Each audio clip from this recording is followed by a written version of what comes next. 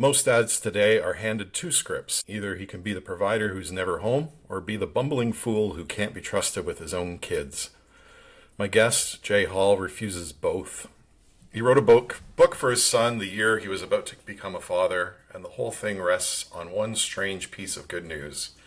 Your kids already have a perfect father, and it isn't you. Jay's not here to tell men how they fall short. He's here to tell them they were put into that family on purpose. Jay, thanks for being here. Jeff, I'm so glad to be hanging out and having this conversation. Likewise. So you're an Oklahoma guy, a dean, a writer, and as of soon to be a second-time grandfather. That's right. Any minute now. Any minute. So if I jump up and run off, you'll know what's happened. I've gotten a text message that says I've got to go. And I encourage you to go. Where does fatherhood sit in all of that for you right now? It's so all of my kids are now adults. My youngest is 21, almost 22. My oldest is 29. And so fatherhood looks different now than it did 15, even 10 years ago when they were still in the house and mostly that caretaker kind of provider role. Now it's more confidant, friend, sounding board. My wife and I try very hard not to provide advice unless it's asked. So we watch our kids, our son parent, and now our daughter getting ready to do the same, and laugh occasionally about some of the decisions that get made and some of the things they say, oh, this is going to be easy. And we just go, okay, yeah, we'll see how that goes. But it's fun because we get to be on the sidelines cheering on these still to us kids who are now adults and having careers and being successful and finding spouses and bringing kids of their own into the world. And it's different, obviously, because you still, like, I look at my 29-year-old son who is 4 inches taller than I am and in law enforcement and, able to do just about anything, and still see him as the 5-year-old kid in his cop costume for Halloween, who needed help taking care of the buttons. But getting to see those two things juxtaposed and watching him go and be successful, watching all of them go off and be successful in what they're doing is just, man, it's a ton of fun. It really is. It's a little bit stressful when you see kind of the bumps ahead, but for the most part, it's just fun stuff. As you wrote your book about your oldest, the 29-year-old having his first son. What was it like watching him step into that role that you wrote the whole book about? Like it must have been pretty profound to sit down and then start writing. It was the thought behind the book was just, there are things I hope he knows that he learned from his time as my child. And so sitting down to write it and putting some of that on the page was incredibly reflective. It was incredibly fun. It put me in a position to think about my dad and what I learned from him. And so, there's a lot of stories in the book about my kids and things that we did and things that went on. But I also wanted to include stories about my dad because he was such a significant part of who I am, and in many ways shaped who I am as a dad in both good ways and in ways that I don't want to say I reacted against, but I was careful about. I'll say it that way. So to watch my son then step into that world, and there's something about, Jeff, the first time you see your kid holding their kid, and I don't know if it's an existential moment where you realize, like, oh wow, time is this really big thing that's going on, or if it's there's pride, there's joy, there's fear because all of the things that lie ahead. But really, more than anything, and this word just came to my head, maybe it's an odd one, there's a satisfaction that I knew as he was holding my grandson that he was ready to do that. And, that's not just me, that's his mom, that's a product of all of the things that have operated in his life. And so, yeah, I think more than anything, and I've used this word too many times probably already, it's fun because it is just this really, like, the journey that's coming. And as a granddad, I get to back up on the sidelines and watch more than be in the day-to-day of diapers and 2 a.m. feedings and all those kind of things. I'd like to hear more about your dad. When we spoke earlier, you mentioned he'd leave the car dealership and drive for 2 hours to come watch a band performance, and he didn't, he didn't understand it and was probably like, "Get off my lawn," and that kind of thing. And but he went because you're there. Yeah. What So did my that dad, teach you? oh gosh, it taught me to show up. So as you mentioned, my dad worked in the car business in the 80s in Oklahoma, which meant you were going in at 8 and sometimes leaving at 11 or 12 o'clock, 11 o'clock, 12 o'clock in the morning. But he made a commitment, and it was never like dad never said, I am committed, I'm going to show up and do these things. He just did. And so we would know, if I had a band performance anywhere that was reasonably close, or choir or music, or my brothers had baseball game, I mean, all of the sports and things that we did, he made it a priority to show up, to leave the office for a couple hours, to go do that, and then come back. And now I know that that meant part of the reason he was there until 11 o'clock at night was because he had taken a couple hours out to come and see and participate in what was going on. And like you mentioned, my dad was not a musician. My dad was not a music guy. He absolutely understood sports. Musicals didn't make any sense to him. Why would people start singing in the middle of walking down the street? I don't know. But he was there. He endured. Probably band orchestra concerts were the hardest for him because there was nothing to follow. It was just music to sit there and be a part of. And I will always remember my dad. Every time he had very little to say, but he would always just say that was good because he really didn't have anything to measure it by. But I knew that we'd really done something special if he came down the aisle and said that was really good, because that meant that somehow he connected with it in a way that was beyond just, okay, I'm here and they're playing Vivaldi again. That's very exciting. I've got to get back to work, whatever. And so what that taught me was to show up. And, I had a season where I was in grad school, I was working 3 or 4 jobs.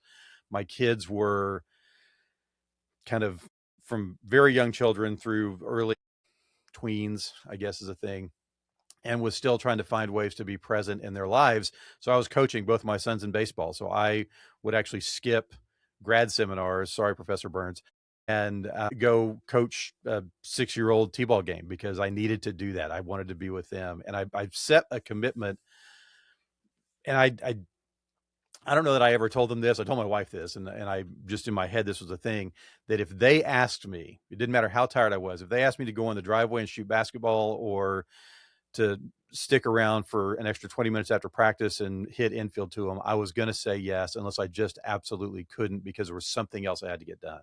So the commitment was always to my boys and to my girls. I don't want to leave them out. I couldn't coach gymnastics or swimming. That was not a thing I could do. But I just made that commitment that I was going to be present, and I learned that from him.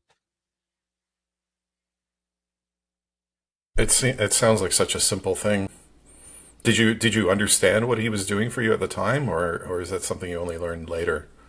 I don't know that I don't know that I thought about it at the time. Maybe as I was getting older in high school, 17, 18 years old, and kind of understood more of what it meant for him to leave work and go back. And but particularly early on, I really didn't have any concept of what he was committing to me and to my brothers when he chose to make that time.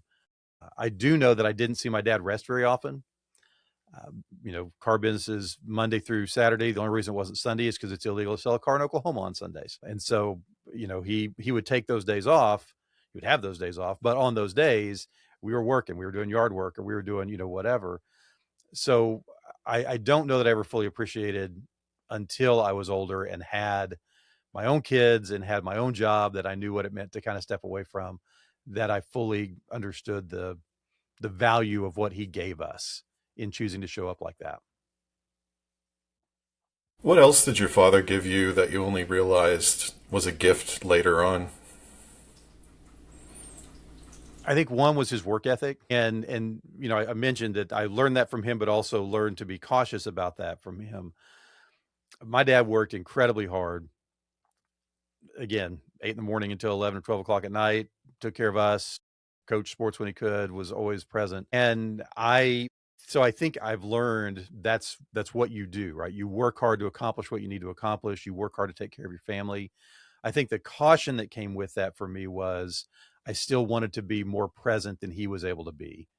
And I've been very fortunate that I've worked in jobs that allowed a little more flexibility, that allowed me to slip away in the middle of the afternoon and go watch a baseball game without anybody really watching the clock or clocking in, clocking out. I just wasn't there for a couple hours. So education's allowed that. My ministry background allowed that.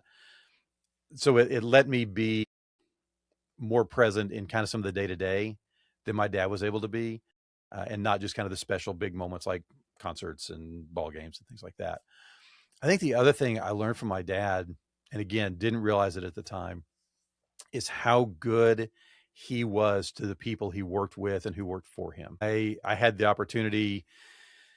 He got me a job as the Saturday janitor at the car dealership when I was 13, maybe, which basically meant that I wandered around about once an hour and pushed a broom across the floor and mostly just kind of sat back in the closet and read novels. So sorry, Dad, you're not just finding that out. You knew that at the time. But because I was 13, I couldn't get myself to the car dealership. And so a lot of times he would have just whoever was available drive me home at the end of my quote unquote shift. And I'm telling you, every one of those drives home, whoever was taking me would talk about my dad and talk about how great he was to them, how great he was to be around, how fun he was to be around. And at 13, that's not the image that I had of my dad, because I saw him working and I saw him having us out mow the yard and then mow it again when we didn't do right, and that kind of stuff. But I was able to see that once I started hearing it, and just watched how he treated people. And even now, my dad is almost 80. He has Alzheimer's that is advancing rapidly.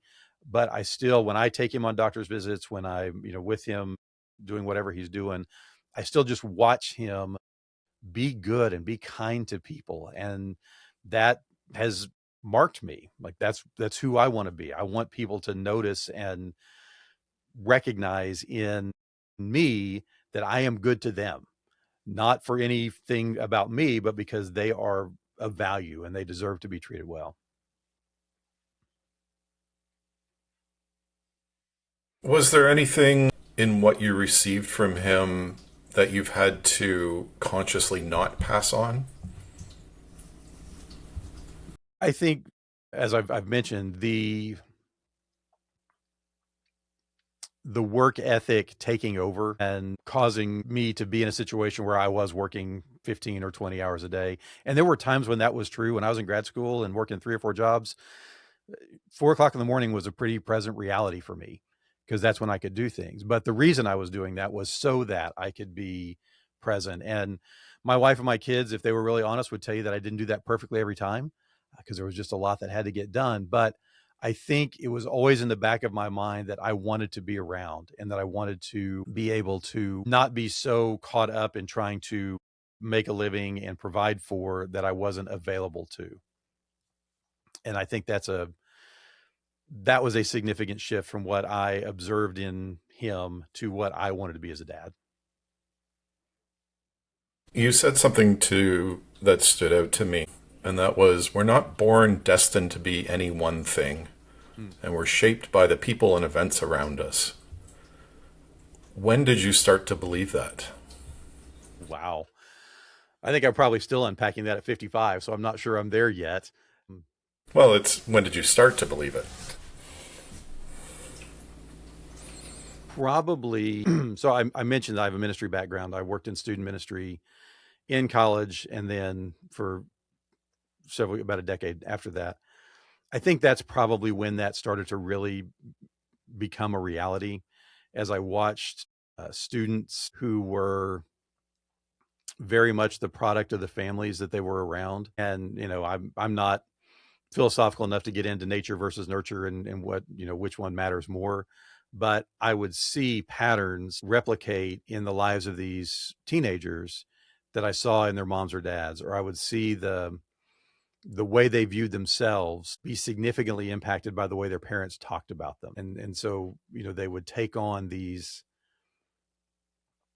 roles that felt assigned to them by the people around them and not necessarily who they were. And as those kids got older and were able to recognize some of that, then having conversations with them to help them wrestle through, who am I? Who does God want me to be? But my dad says I'm this, or my mom says I'm this, or I've always been this. And so I think that's where that really began to solidify as a just kind of a thing that I believe about the world, that we're not set into being one thing. Because I think if that were true, then change would be very, very complicated, or not even possible. I mean, if we're just destined to be this thing, then that's what we would be.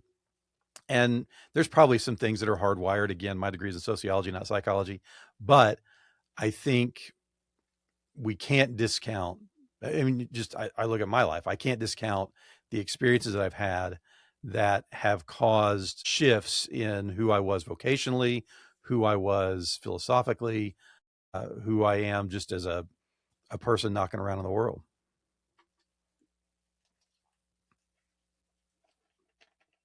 How much of that can be steered by a father then? Well, I think a ton.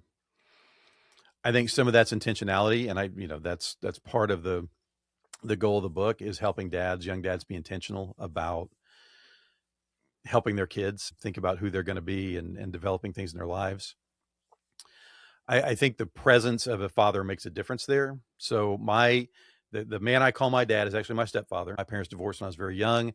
My biological father, I had very little contact with for most of my life. I don't know that he has much impact on who I am, other than I think we look a little bit alike and our hairlines are very similar. But, so there's that genetic component. But in terms of shaping who I am, that's my dad, right? That's the guy who I always say, he's the one that taught me how to throw a baseball, for better or worse.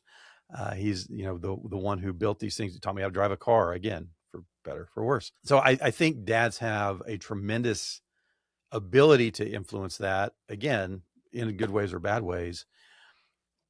It's that intentionality. It's choosing to do it. And honestly, I think we influence the lives of our kids, whether we are intentional or not, because they're watching, they're listening, they're modeling, patterning after who they see us to be. So I think part of what's incumbent on us is to be intentional about that, to do everything we can to put the good things we want in the world, help our kids reach those, rather than the less great things. I had somebody tell me, and this just popped into my head, but it seems to resonate with what you're saying, although in a different way, that sometimes our job is to breathe in the darkness and exhale light. And I wonder if that's just one of the jobs we do as fathers for our kids. We take in that darkness and help them to see that light, and not protect them from the darkness, but, for a time shield them, and then train them to handle it on their own. But I think you're right. I think it is not hiding the world away. I think there's a time and there are things that should be hidden away from younger children for a while. But the reality is, my oldest son was when 9/11 happened, was in school. So, was aware of what was going on, but not aware of everything that it meant, right? 3,000 people dying is not something that made sense to his young mind, but he saw how it impacted us.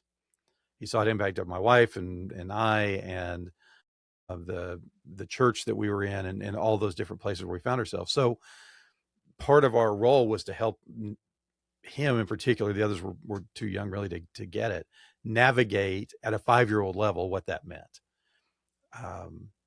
Tragedies happen in our community, and figuring out kind of what kids should know, what's valuable for them to know, but also then what does that mean for us, and how do we engage it? How do we deal with it? So one of the things that I tried to be very intentional with my kids about was service. And so if we had, Oklahoma City, we actually live just outside of Moore, and Moore, Oklahoma means things to people around here because that's large tornadoes that have come through multiple times and devastated communities. And so my kids watched me, when they were very young, go out and help neighbors. And then when my kids got older, they came with me to go out and help neighbors. And then as my kids were finishing high school, they went without me to go help neighbors, because that's a thing that we do, right? That's just a value that's a part of who we are as a family, who we are as people of faith. That's something that matters. And so I got to model that, but then watch that take off.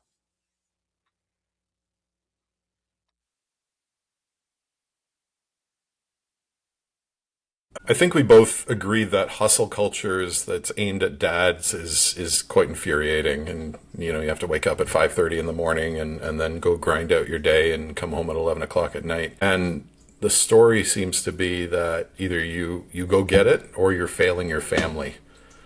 What's the lie underneath that? Gosh, what's not the lie underneath that?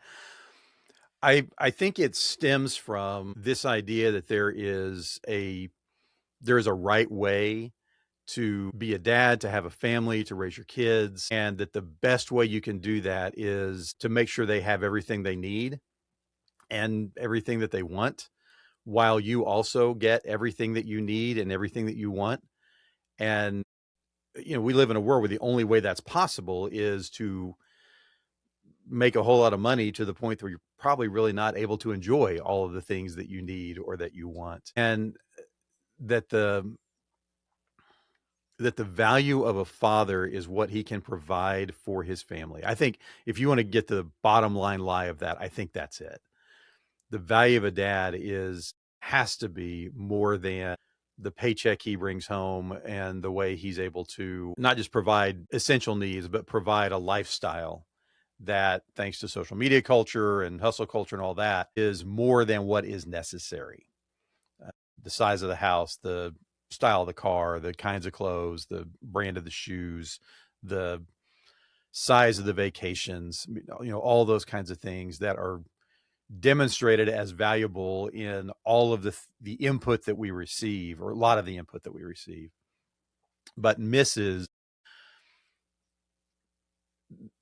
the value of a dad is not just being on that vacation for a week or two at Disney or Hawaii or wherever. If a dad's getting a week or two with their kids and the other 50 are spent 5:30 to 11 just trying to get it done and have the perfect body and eat all the perfect things, just all the other things that are part of that, because the hustle culture isn't just work, right? It's working out. And so you get up at 5:30 so that you can have, you can be in great shape so that your kids will have you forever. It's all that other stuff that's a part of it. And it misses the point, right? The point of fatherhood, the point of having kids is to have them, is to be with them, is to be present in their lives. And yes, we need to take care of them. I'm not saying abandoned and, just hope for the best that something's going to show up on your doorstep.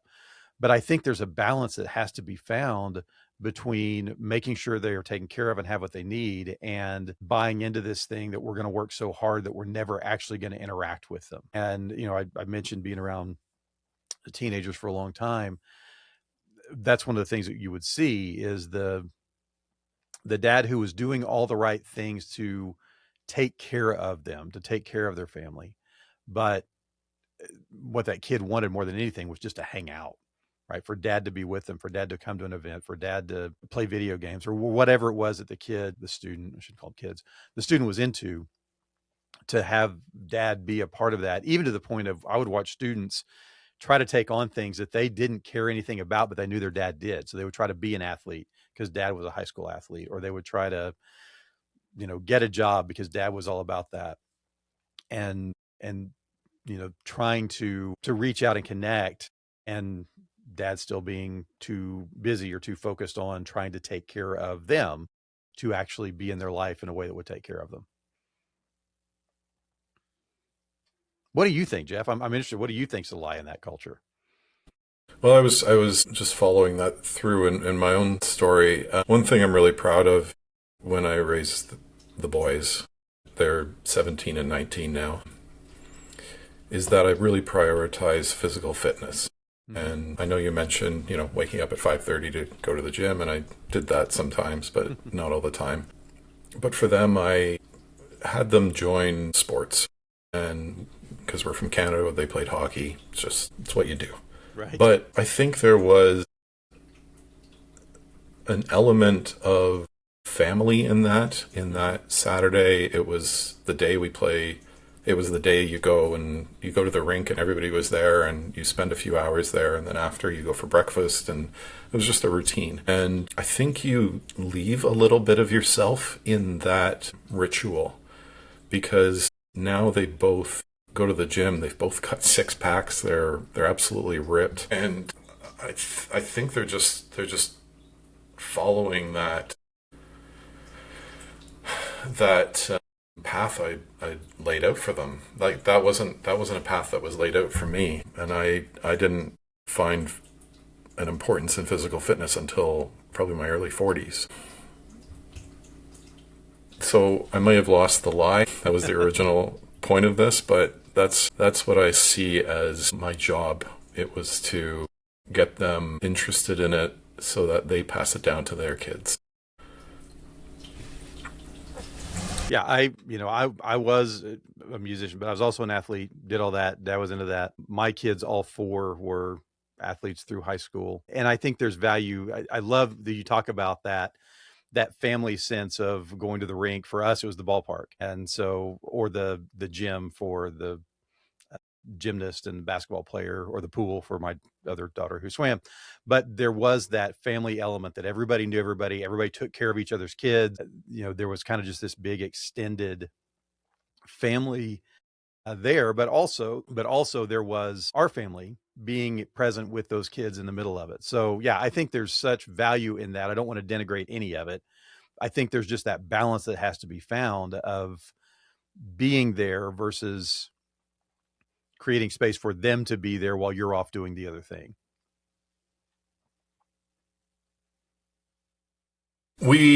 And I think the other point we agreed on is that reducing a father to an ATM is a terrible thing. And I'm coming through this through divorce, where a lot of the time you go to court and the judge is like, okay, you owe $1,000 a month. And it's like, that's my role now.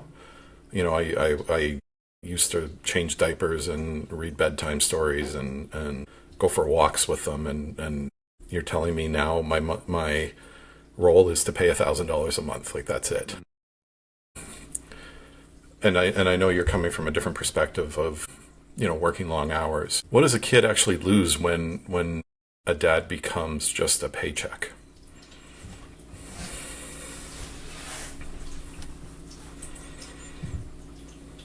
I think there's a real danger then I think when you talk about dad as an ATM, right, there's a loss of personhood, or the recognition of the personhood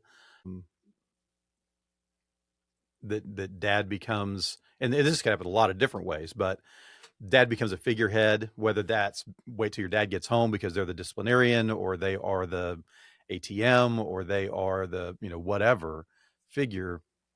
And you don't have the opportunity then to see them as a person. You see them as a checkbook. You see them as the means to get the thing that you want, rather than a human being. And if I was completely honest, it was probably those drives back and forth and then working with my dad when I first saw him as a person, other than just this guy that was around or that did certain things. But then as I got older, able to more recognize who he was as a human being, the struggles that were there.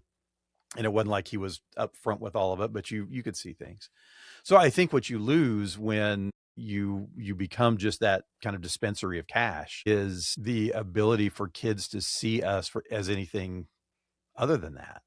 And if part of our goal is to help shape who they are by who we are, when they no longer can see who we are because we're only doing this one thing for them, we lose some of that opportunity, and they lose the value of seeing us as anything other than that.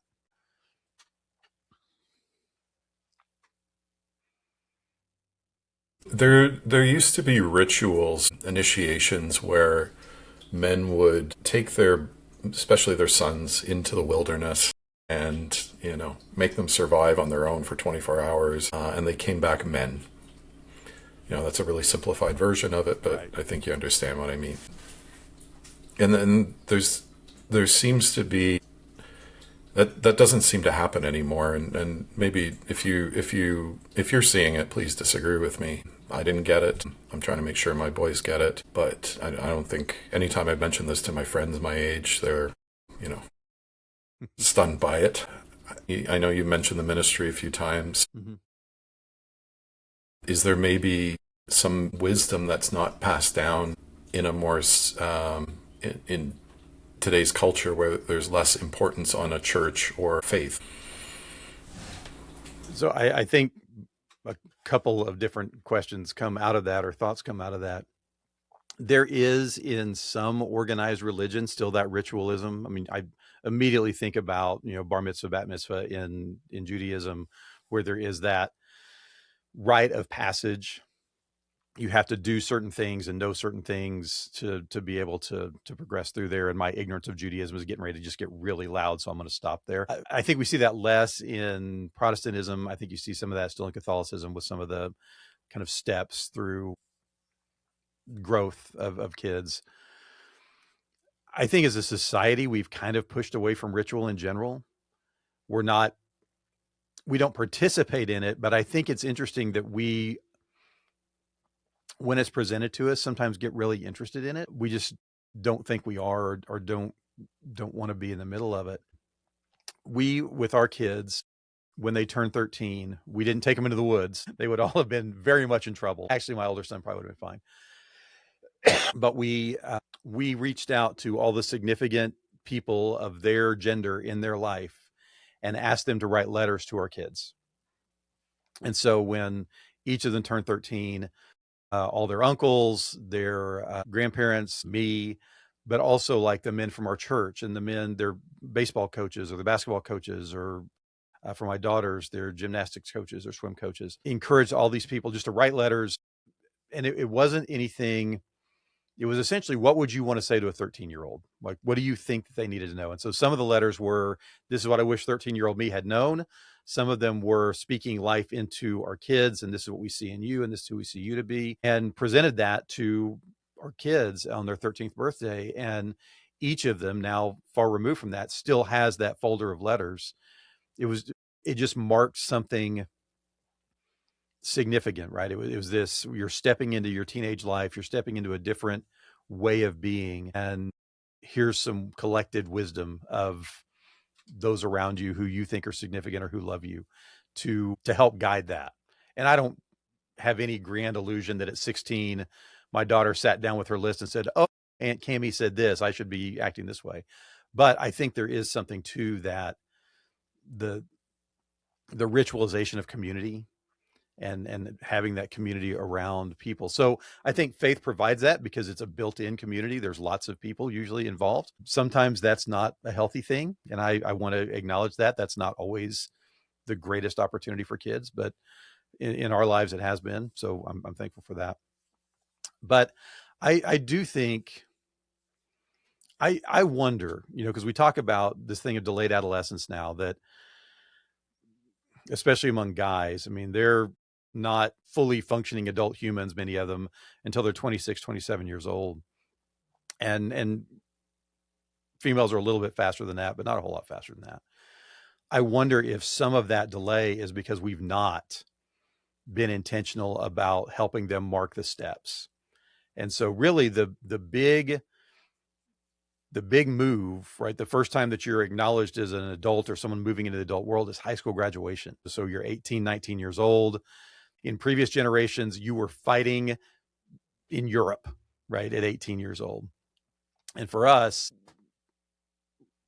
you're trying to figure out where you're going to go to college, what are you going to do? Are you going to go, all those kinds of things. And for a lot of kids that age, it's what color is my dorm theme going to be, right? That's the big concern, where that wasn't the case in prior generations.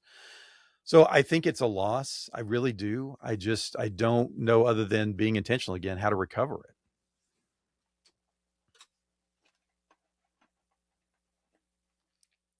Part of the ritual is a departure, an ordeal, and then a return, meaning you can go into the woods, but whatever it might be, but you have to leave the the family unit. You have to have an experience that changes you, and then you have to be returned as an adult. So maybe you're right. I don't necessarily see that happening when you go to college. I think it can. I think it depends on where you go, how far you go, what you do. I mean, True. how much you're backstopped on the way there. But you're right. I don't think high school graduation, all that is marking an age. That's not the actual ritual, is what I'm trying to say. Yeah, I get that. I get that. Yeah. And So so I think that's why some of it gets delayed, because you do go to college and are still basically under the support system of your parents. You don't have that away experience where you're separated. So then it's early adulthood when you're dealing with your job for the first time, or you're moving away, or you're experiencing whatever, that you don't have that backstop anymore. and sometimes you never lose it. You never lose the Correct. backstop. Right.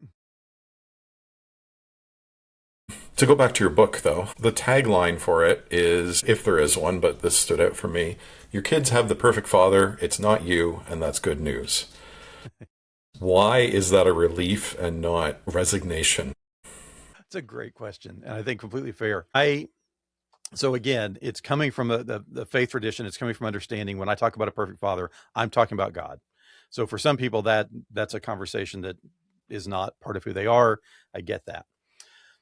For me, and what I hope is heard out of that is, and this goes back a little bit to the hustle culture thing and the comparison and the expectations that are put on both parents. I don't want to say that moms have it easy in this deal, but I will say in the church, there is this thing where Mother's Day sermons are typically, we love you, we honor you, we couldn't do this without you, here's a rose, you're the best. And Father's Day sermons tend to be some version of, boys, we need to talk. That there's something you're not doing, you're not measuring up, you're not getting done what needs to get done. And I think what that does to young men in particular is put on them an expectation that you need to do everything exactly right. And the reality is, we can't. We are fundamentally predisposed to screw things up. We're not perfect, but God is. And so in the places where I am inadequate, I know that God is enough to make up for those. And that's not me saying, so I can just be a screw up. And I think that's the tension there. It's not me saying, well, then just abdicate and whatever, and God's going to cover the difference. But what it is saying is, you can rest in the fact that where you mess up, because you will, there is still grace. There is still someone who loves your kids more than you do, more than you ever can, and he will take care of them.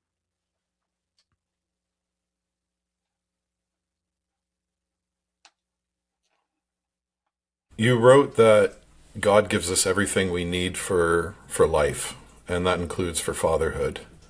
So for a guy who's white knuckling it, maybe me 15 years ago, and he's trying to be more loving by force of will, what changes if he believes that?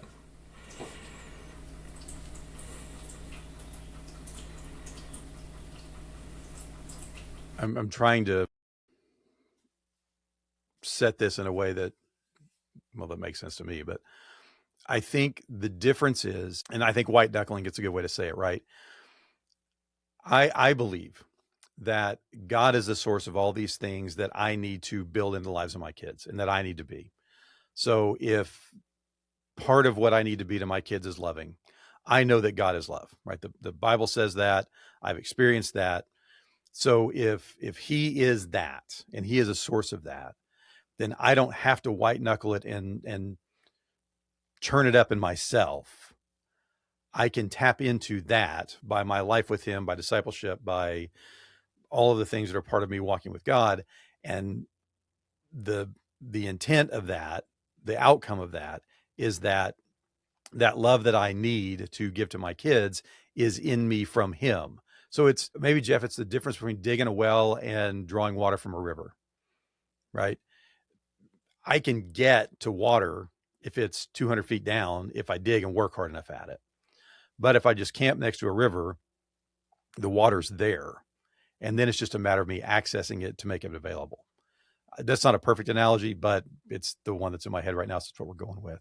So I think that's the difference, right? Is tapping into the source of something as opposed to trying to stir it up myself. Because I'll be completely honest, there are days where I don't feel like being loving or thankful or any of these other things, right? I'm selfish. I'm frustrated. I'm tired. But if I have something that I can draw from that doesn't require me to have that in myself, that gives me the opportunity to do that even when I don't feel like white knuckling it or stirring it up myself. You're almost letting God act through you rather That's than the you goal. having to do it. Yeah. Yeah. And not in a puppet way, like I'm just going to sit back and let that happen, but that's where the energy for that comes from. What's the line between you don't have to be perfect and letting yourself off the hook when you're imperfect, let's say? This is the question, right? And I don't know that there's a perfect answer to that. I think it is. I think I'm getting ready to contradict myself, so prepare yourself for this. I think there's effort involved, right? If I just sit back and say, well, God's going to take care of it, that's not what the Bible says, right? The Bible says we're to work out our salvation with fear and trembling. We're to be active participants in this thing that we're doing, not passive, well, God's going to make it happen. So I don't know that there's a perfect answer, but I think it involves effort. I think it involves grace, but I think it also involves staying connected to that perfect Father who is able to not only compensate for where we are imperfect, but also empower us to be closer to that perfect model that we're called to. I won't say that we're called to be, but that perfect model that our kids need. Your book seems to be encouragement and not correction. And I think a lot of dads get this constant drip of how they don't measure up, how they aren't good enough. And my God, the media tells us we're all a bunch of idiots. We're pouring bleach into the laundry and, microwaving tinfoil and things like that. Why was that the hill you chose to write on? For that very reason. We see so many examples of dads are either screw ups or Superman, and we can't be one, and none of us are the other. Like none of us are as screwed up as any dad that we see on TV. I sidebar here for a second. So I was recently on a podcast, and it's a like pick your list of 5 favorite things. And so we were doing for Father's Day, we were doing a favorite bad dads. And we had this conversation before the show. Are we talking about bad dads as guys that aren't good at being dads or dads that are bad guys? And it was both. It was the possibility. So I just went and started looking up like dads in media who aren't good at being dads. And it was like every sitcom dad since about 1975 was on that list, right? That's just the model, right? You could run the list. And that's not accurate. That's not reflective of how life really works. Now, are dads goofy in some ways? Probably. Yes, I certainly am, but not in the completely microwaving tinfoil. I think that's a good way. I knew better than that, right? A lot of things I don't know, but I did know better than that. So I think because there are so many voices telling young dads in particular, here's what you need to be. And if you're not this, you're messing up, right? Your kids aren't going to be okay if you don't do all of these things. I wanted to be that voice that came along and said, it's okay not to be perfect. It's okay to be in process. It's okay to not fully understand it. It's okay to be frustrated. It's okay to be tired.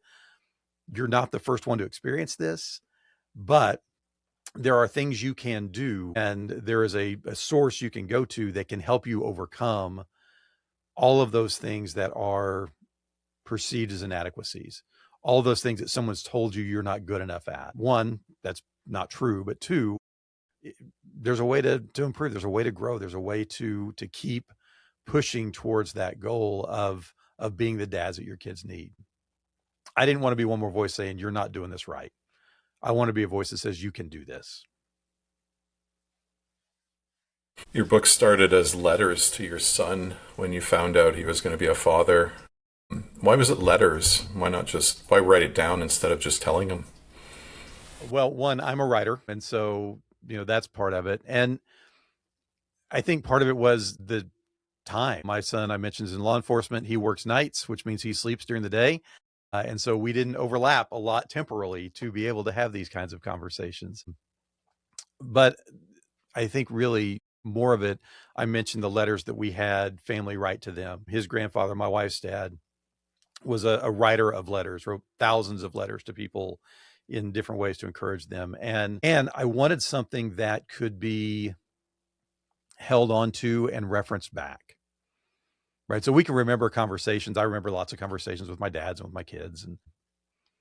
But you index those in a different way. Right. I remember pieces of those. I don't remember 30-minute talks. I remember they happened, but not what was said. And I wanted something that he could look at when my grandson was born, and then maybe look at again 3.5 years later when he was thinking about whatever he was thinking about, and look at again 2 years after that when something comes up that he needs to be encouraged or needs to think about. Okay, I'm not doing this thing as well as I want to be doing it. What could I do to begin to grow in that area? Or I don't see this in my son the way that I want to. What can I do to help him become more loving or more whatever? So I think it's that permanence and that ability to reference back that made it important for me to write this stuff down. Your book's whole structure is a chain. The dad develops the trait in himself, he models it, then shows his kids how to start developing on his own. And that's kind of the structure, not the structure, but the idea behind the conversations we're had, like this, is to pass some of that wisdom down. And I think that's one of the roles of fathers. For my family, that chain was broken a couple generations ago. The war played a role, PTSD, and then nothing gets passed down through that. Right. That's the transmission, and that's how it broke in my family. Where do you see it, that chain getting broken for men? I think that's it. I think it's the lack of men in the life. Divorce does that. Incarceration does that. There are lots of things that take men away from their families and women, but it tends to happen more for dads, it seems. And that breaking where dad becomes this figure that pops in and out as opposed to this constant presence. Because the reality is I can say things, and did, to my kids growing up. They needed to see it. And I think that's why you mentioned the way the book's structured. That's why it was significant to me. And it's becoming the dad your kids need, right? It starts with you. So if the goal is for your kids to be loving, it is not your job exclusively to say, go be more loving, right? They need to see that. They need to model that. They need to know what that looks like. And so when, for whatever, if it's mental health, if it's family separation, whatever that is, to lose that model, the ability not only to hear it, but to see it and see what it looks like, I think is what really breaks the ability for wisdom to be passed. Because then, like, the only reason I think that it works, that I wrote a letter to my son, is because my son knew the things that were in that letter were true of me, or at least that I was trying to make them true of me.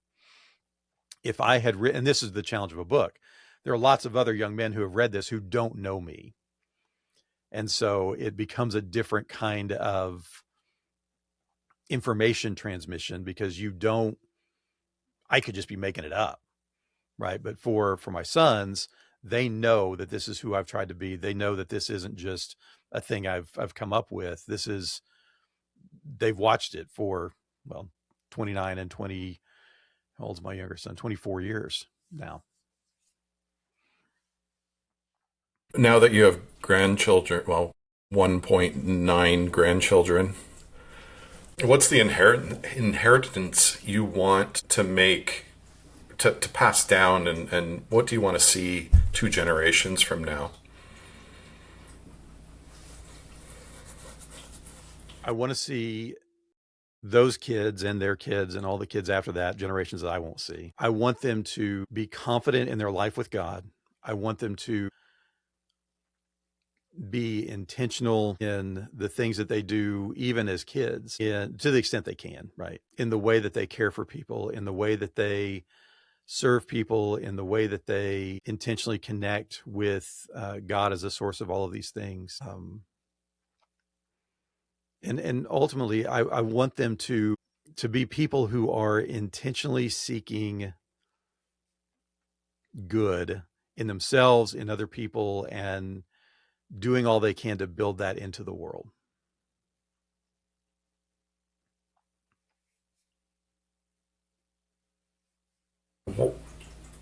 What's one thing you want your son to do differently than you did?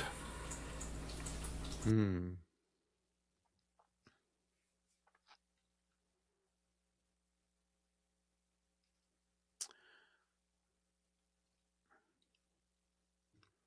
I would love for him to be able to, knowing that this may not be possible, for him to be able to skip over the hard part of learning some of the lessons that I had to learn about being present, about being intentional, about the things that I want to be true of myself, of my kids, and in the world. And I think the other thing, and I think this is true of all 4 of my kids, but I think my sons in particular, I want them to engage the world at a younger age more wide-eyed than I did. I came into I went into college and seminary and into the world with a cynicism that I still struggle with. And I know that my son in law enforcement, and my other son is a cowboy. Like, he hat, horse, bad mustache, like a legit cowboy. So he is a little different. He doesn't interact with people very much, right? He didn't have cynicism about cattle. But I know it'd be very easy for my older son to be very cynical and not trusting and see the worst in humanity, because he deals with a lot of the not great things that happen. And so every day I pray for his health, I pray for his safety, and I pray for his heart, that he doesn't find himself as jaded, I think, as I was at his age about people in the world because of things that I'd seen. You talk about, well, you said avoiding hard lessons, but are they lessons if you don't go through the struggle of figuring them out? Like, are they really going to stick with you? I don't know. I think there are things we can avoid, right? Because some of those hard lessons come with consequences that are bigger than we would want anybody to have to experience. And I've been fortunate. I don't know that I have those, but I I think about it like I think about education. If someone develops a pretty innate understanding of something, they don't have to go through the process of, okay, but why does 5 plus 5 equal, those kinds of things. And they're able then to skip on to the next level of, and I'm butchering this analogy, so just roll with me. They're able to skip on to the next level or the next part of understanding something without really having to struggle.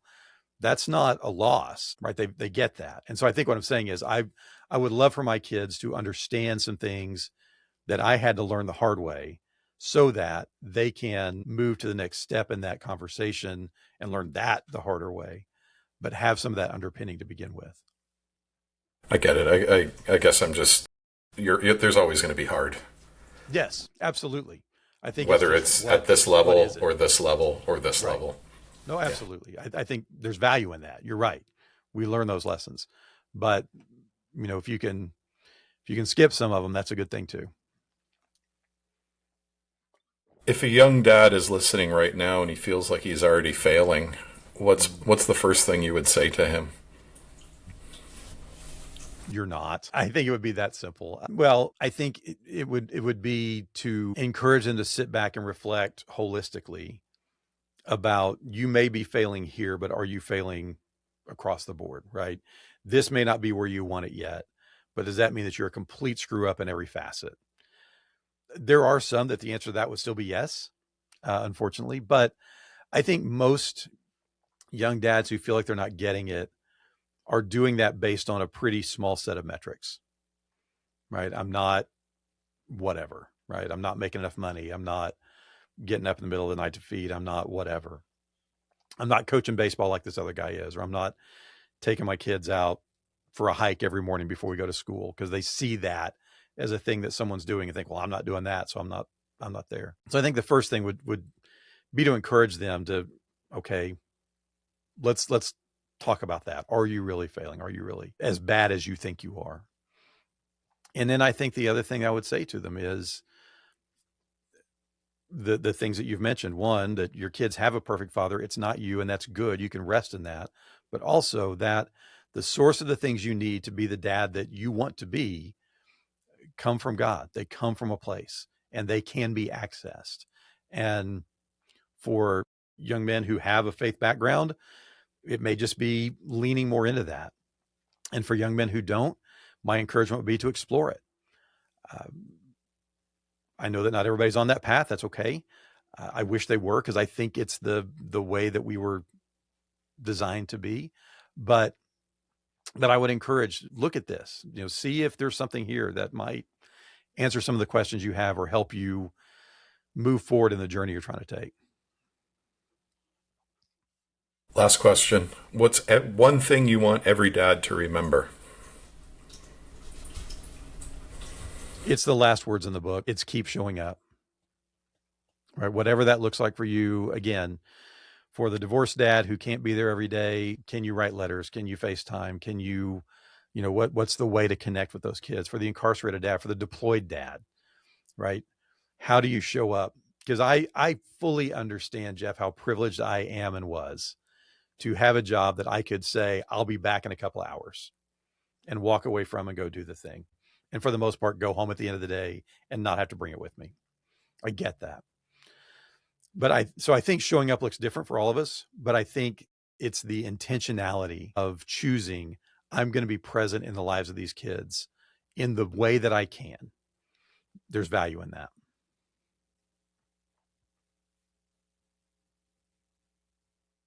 And we'll end it on that.